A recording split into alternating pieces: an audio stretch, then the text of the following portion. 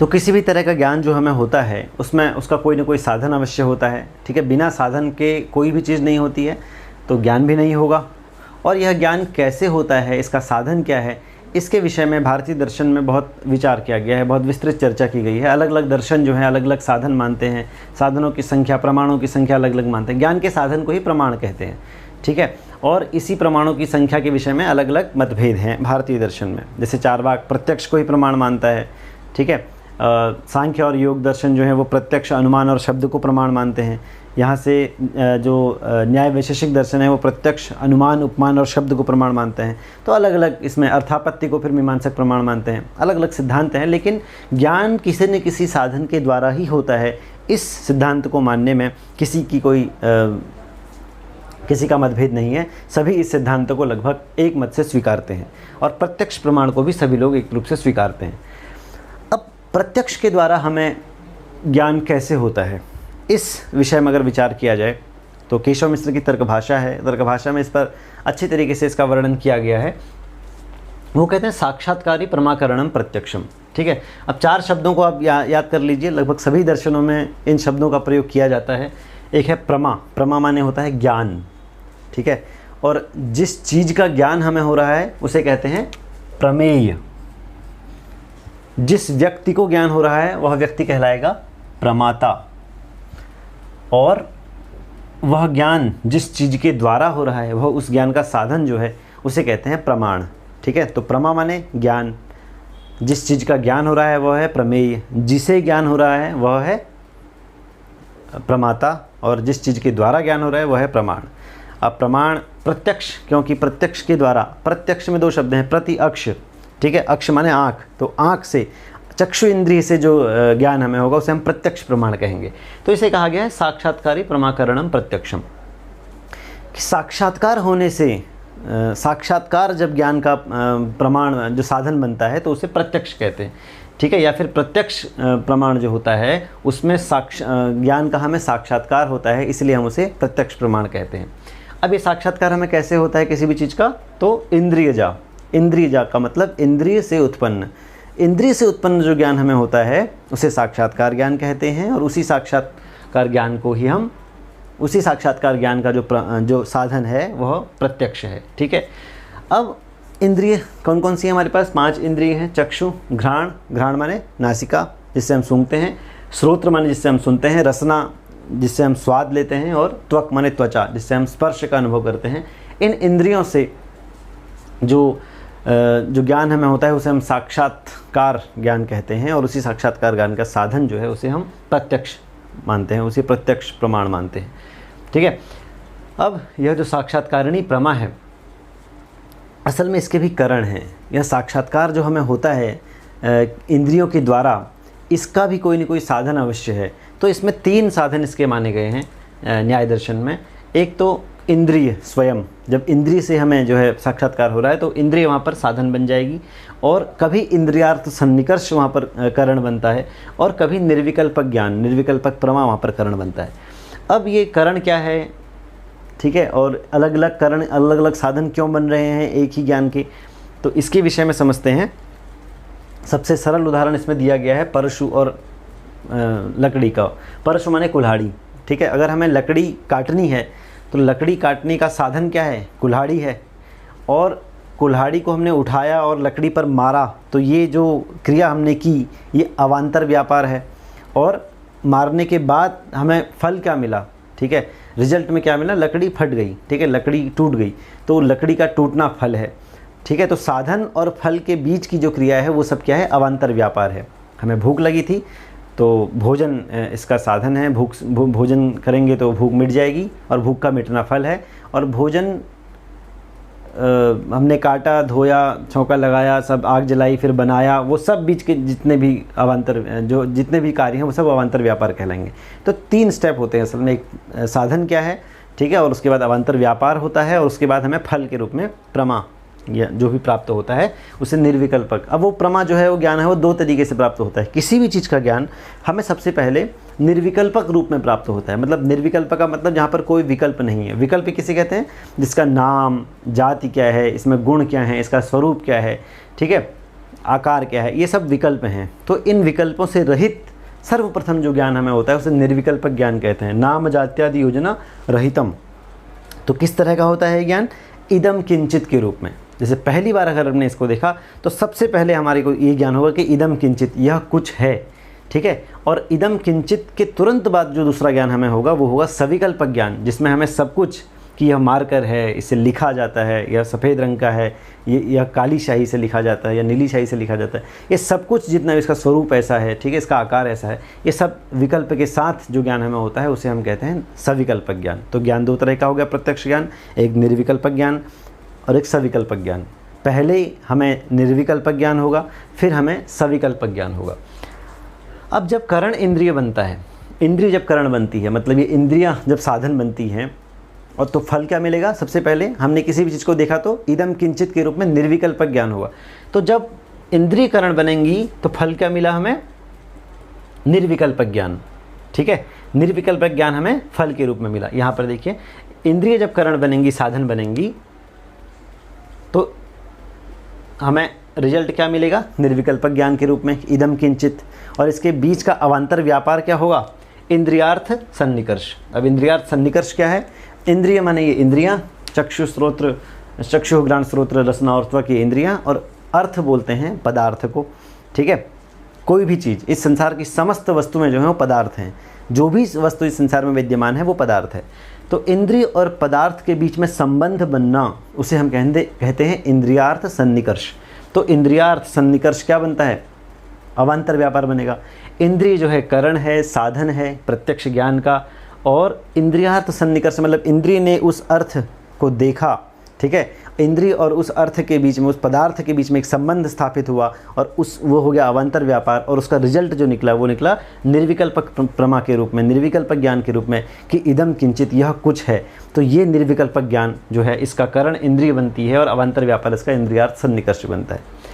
अब जब इंद्रियार्थ सन्निकर्ष करण बनता है, ठीक है, इंद्रियार्थ सन्निकर्ष जब करण बनेगा तो इसका रिजल्ट क्या मिलेगा?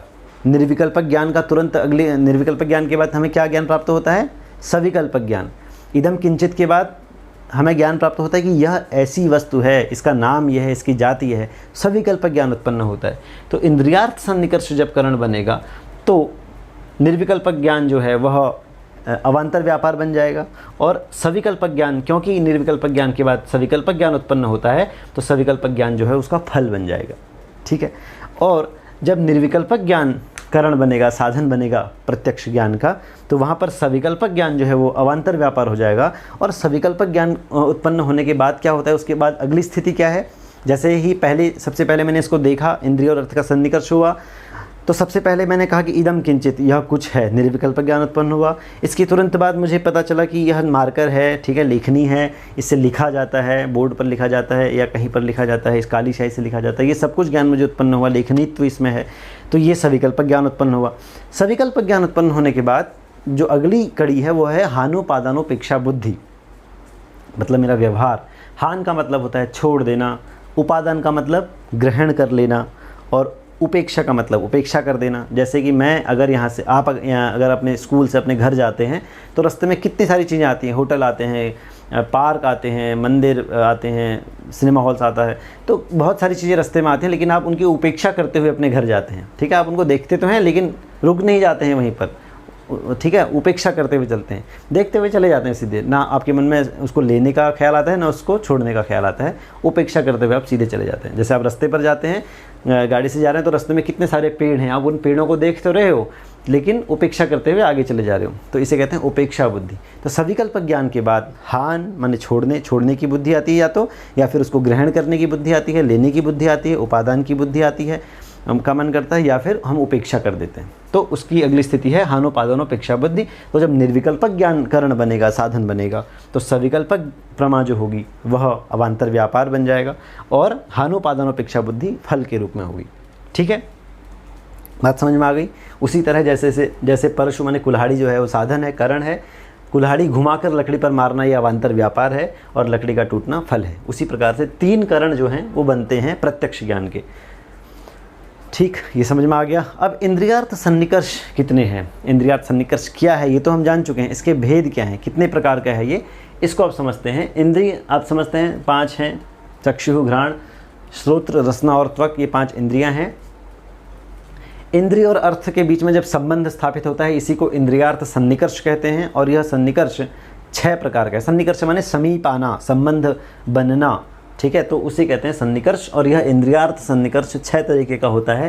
पहला है संयोग, दूसरा है संयुक्त समवाय, तीसरा है संयुक्त समवेत समवाय, चौथा है समवाय, पांचवा है समवेत समवाय और छठा है विशेषण विशेष्य भाव। ठीक है, अब ये 6 सन्निकर्ष हैं, 6 प्रकार के संबंध बनते हैं इंद्रिय और अर्थ में।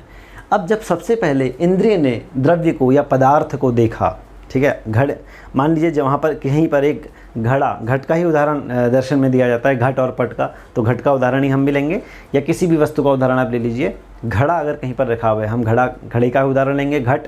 तो इंद्रिय माने आँख इंद्रिय है और आँख ने घट को देखा, तो आँख इंद्रिय और घट के बीच में एक संबंध बना, तो इस पहले संबंध को बोलेंगे संयोग संबंध, संयोग सन्निकर्ष। ठीक है, संयोग नाम का इंद्रियार्थ सन्निकर्ष। अब जैसे ही हमने घट को देखा तो हमें घट के रूप का ज्ञान भी पता चला, वह घट, उस घट का उसमें गुण क्या है, ठीक है, लाल घड़ा है या पीला घड़ा है, उसका आकार कैसा है, तो इस तरह के उसके रूप का भी हमें पता चला। तो इंद्रिय के साथ जब द्रव्य या पदार्थ, द्रव्य और द्रव्य के रूप का जब हमें ज्ञान होता है तो उसका कारण जो है उसे हम क्या कहते हैं, संयुक्त समवाय।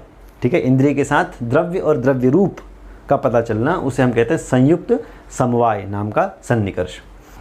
जब हमें इंद्रिय से संबंधित द्रव्य और द्रव्य के रूप और द्रव्य के रूपत्व का ज्ञान भी हमें पता चलता है। ठीक है, अगर घड़ा लाल रंग का है तो रक्त बोलते हैं लाल को संस्कृत में, रक्तत्व भी हमें उसका पता चलेगा। काला घड़ा है तो कृष्णत्व उसका पता चलेगा, काली मिट्टी से बना है अगर। तो जब हमें उसके रूप के रूपत्व का भी पता चलता है तो उसे हम कहते हैं संयुक्त समवेत समवाय नाम का सन्निकर्ष। ठीक है, ये तो हो गया चक्षुर इंद्रिय से संबंधित। अब जब हम अपने कान से किसी शब्द को सुनते हैं तो उस कान इंद्रिय से, ठीक है, श्रवण इंद्रिय से उस शब्द के साथ जो संबंध हुआ, श्रवण इंद्रिय का शब्द के साथ जो संबंध हुआ उसे कहते हैं समवाय नाम का सन्निकर्ष। और जब हमें उस श्रवण इंद्रिय का शब्द के साथ संयोग हुआ, संबंध हुआ, और फिर हमें उसके शब्दत्व का भी पता चला, शब्दत्व का भी हमें ग्रहण किया हमने, तो इंद्रिय के साथ शब्द और शब्दत्व के ग्रहण को कहते हैं समवेत समवाय सन्निकर्ष। अब जो छठा सन्निकर्ष है इसे विशेषण विशेष्य भाव कहते हैं। यह हमें अभाव के बारे में बताता है। जैसे अगर कोई कहे कि भूतल पर, इस ज़मीन पर अभी घड़ा नहीं है, हमें घड़ा कहीं नहीं दिखाई दे रहा है, तो हम क्या बोलते हैं, भूतले घटो नास्ति, इस ज़मीन पर घड़ा नहीं है अभी। ठीक है, तो घड़े का अभाव है, तो घड़े का अभाव ये बन जाता है विशेषण, और भूतल ज़मीन ये बन जाएगी विशेष्य। ठीक है, तो ज़मीन पर घड़ा नहीं है या ज़मीन पर घड़े का अभाव है, तो घड़े का अभाव विशेषण और ज़मीन बन जाएगी विशेष्य। तो विशेष्य विशेषण भाव, विशेषण विशेष्य भाव से हमें अभाव का पता चलता है किसी पदार्थ के। तो इस तरह से यह भी एक साधन माना गया है, यह भी एक सन्निकर्ष माना गया है। तो ये छठा सन्निकर्ष है विशेषण विशेष्य भाव, और इससे हमें अभाव का ज्ञान होता है किसी वस्तु के, तो इसको भी सन्निकर्ष मानते हुए छठा सन्निकर्ष से माना गया है। और इन्हीं 6 इंद्रियार्थ सन्निकर्ष के द्वारा ही क्या होता है, हमें ज्ञान प्राप्त होता है, प्रत्यक्ष ज्ञान प्राप्त होता है। ठीक है, अब ये प्रत्यक्ष ज्ञान जो हमें प्राप्त हुआ, इसका भी एक दूसरा प्रोसेस है कि सबसे पहले, अब ये निर्जीव वस्तु को तो होगा नहीं, सजीव वस्तु को ही होगा, मतलब हम ही को होगा, चेतन जो होगा उसी को होगा। तो उसमें भी इसका एक प्रोसेस है, इसका एक वे है। एक मिनट में इसको मिटा लूँ पहले अच्छे से, फिर समझते हैं। तो जब भी हमें प्रत्यक्ष ज्ञान प्राप्त होता है तो इसका भी एक प्रोसेस बताया गया है। सर्वप्रथम क्या होता है, सबसे पहले आत्मा जो है उसका, आत्मा का मन से संयोग होता है। आत्मा मनसा संयुज्यते। ठीक है, आत्मा का मन के साथ संयोग होता है। ये मन जो है इसका इंद्रियों के साथ संयोग होता है। ठीक है, इंद्रियां कौन कौन सी है हमारे पास, चक्षु, ठीक है। फिर घ्राण माने नासिका, चक्षु, घ्राण, श्रोत्र, रसना और त्वचा। तो ये हमारे पास इंद्रियां हैं। अब आत्मा पहले मन से संयुक्त होगी, मन जो है वो इंद्रियों से संयुक्त होगा, और इंद्रिय जो है वह द्रव्य से संयुक्त होगी। इस इंद्रिय का संबंध द्रव्य से, ठीक है, द्रव्य से इसका संबंध बनेगा, तो इसे हम कहेंगे संयोग सन्निकर्ष, ठीक है। इंद्रिय का द्रव्य से संयोग, संयोग सन्निकर्ष हो गया। फिर द्रव्य के साथ उसके द्रव्य रूप का ज्ञान, तो इसे हम क्या कहेंगे, संयुक्त समवाय सन्निकर्ष, ठीक है। और द्रव्य रूप के साथ द्रव्य रूपत्व का ज्ञान जब हमें प्राप्त होगा तो इसे हम क्या कहेंगे, संयुक्त समवेत नाम का सन्निकर्ष, ठीक है। उसके बाद श्रोत्रेंद्रिय से जब हमें शब्द का ग्रहण होगा तो इसे हम क्या कहेंगे, समवाय सन्निकर्ष, ठीक है। ये समवाय नाम का सन्निकर्ष है। और शब्द के साथ हमें शब्दत्व का भी पता चला तो इसे हम क्या कहेंगे, समवेत समवाय नाम का सन्निकर्ष, ठीक है। तो ये पूरा प्रोसेस इस तरह से चलता है। आत्मा मनसा संयुज्यते, मनः इंद्रियेण, इंद्रियम अर्थेन, और तदा ज्ञानम उत्पद्यते, और इस तरह से ज्ञान उत्पन्न होता है, और इसी को हम प्रत्यक्ष ज्ञान कहते हैं, ठीक है। समझ में आया? तो इस तरह से पूरे प्रत्यक्ष ज्ञान का प्रोसेस है। इसकी चर्चा की गई है न्याय दर्शन में, विशेष रूप से इसकी विस्तृत चर्चा की गई है, जो कि तर्क भाषा में जैसा वर्णन है वो मैंने आपको बताया। इसके बाद अनुमान के विषय में चलिए अब जानते हैं।